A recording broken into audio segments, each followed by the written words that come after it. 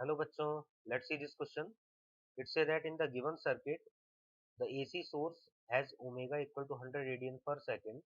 Considering the inductor and capacitor are ideal, the correct choices are. 2012 में question पूछा गया था. इस क्वेश्चन में जो बोला इंडक्टर और कैपेसिटर आइडियल, इसका मतलब इनका कोई इंटरनल रेजिस्टेंस नहीं है. रेजिस्टेंस इनका हमें नेग्लिजिबल लेके चलना है. तो ये सर्किट है, यहाँ पर capacitor, register, inductor and register ये सब इस टाइप से कनेक्ट है. 20 वोल्ट सप्लाई इधर दिया हुआ है. क्वेश्चन को सॉल्व करने के लिए हमारा की कॉन्सेप्ट होगा,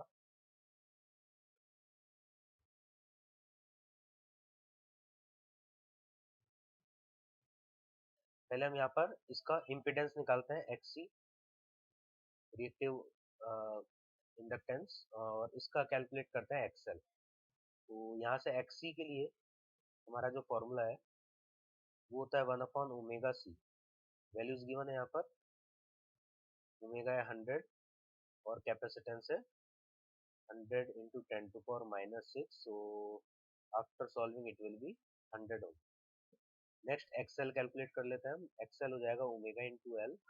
ओमेगा है 100 और एल गिवन है हाफ. तो इसको सॉल्व करके यहाँ पर वैल्यू हमारा आ जाएगा 50.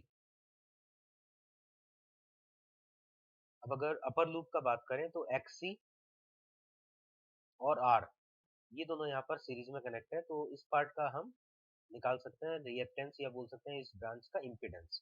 इस ब्रांच के इम्पिडेंस को हम Z1 बोल देंगे, इस ब्रांच के इम्पिडेंस को Z2 बोल देंगे. तो Z1 जो है अपर ब्रांच का जो इम्पिडेंस है Z1, वो हो जाएगा यहाँ पर √R² प्लस XC². तो ये यहाँ पर सॉल्व कर, दोनों ही 100 है तो ये आ जाएगा 100√2 ओम. तो Z1 पता लग गया. पैरेलल में पोटेंशियल सेम होता है 20 वोल्ट. यहाँ पर क्वेश्चन में लिखा है RMS 20 वोल्ट. तो इस ब्रांच में हम करंट निकाल सकते हैं. इस ब्रांच में करंट हो जाएगा, फर्स्ट ब्रांच में current VRMS divide by Z1. तो 20 डिवाइड बाय 100 रूट. इसको सॉल्व करेंगे 1/5√2 एम्पियर. नेक्स्ट यहाँ पर सेकंड ब्रांच के लिए देखेंगे. तो फर्स्ट ब्रांच में ये पार्ट, देन ये पार्ट और ये पार्ट करंट, ये हमने कैलकुलेट कर.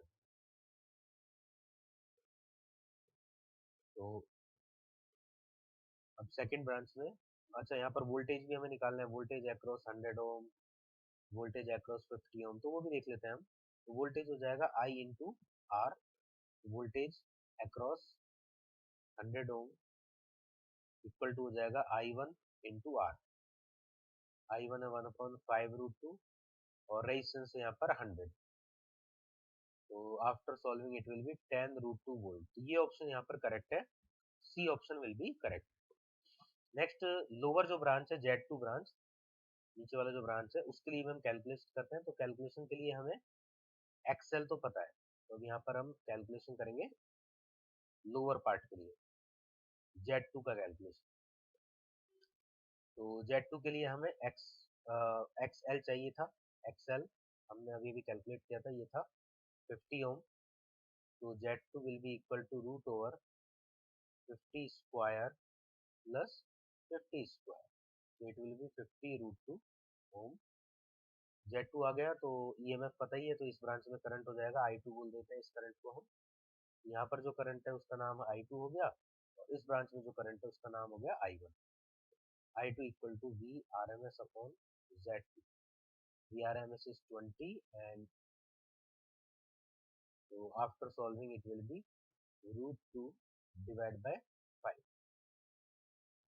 ये करंट यहाँ पर फ्लो होगा. जो भी करंट फ्लो होगा, तो जैसा कि क्वेश्चन में पोटेंशियल डिफरेंस 50 ओम के अक्रॉस भी निकालना है हमें.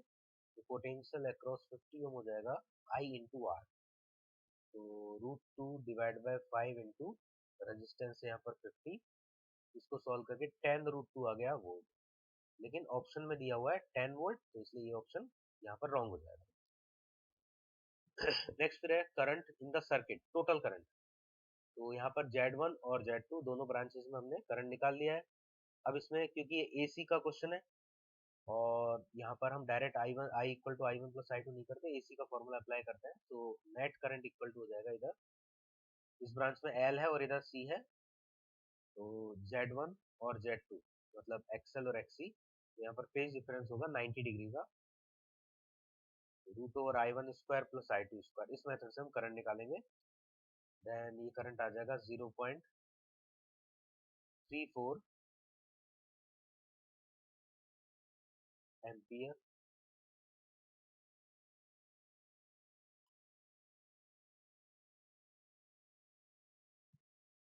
इस टाइप से यहाँ पर ए ऑप्शन भी करेक्ट हो जाएगा। नियरली 0.3 के आसपास हमारा आंसर आ गया।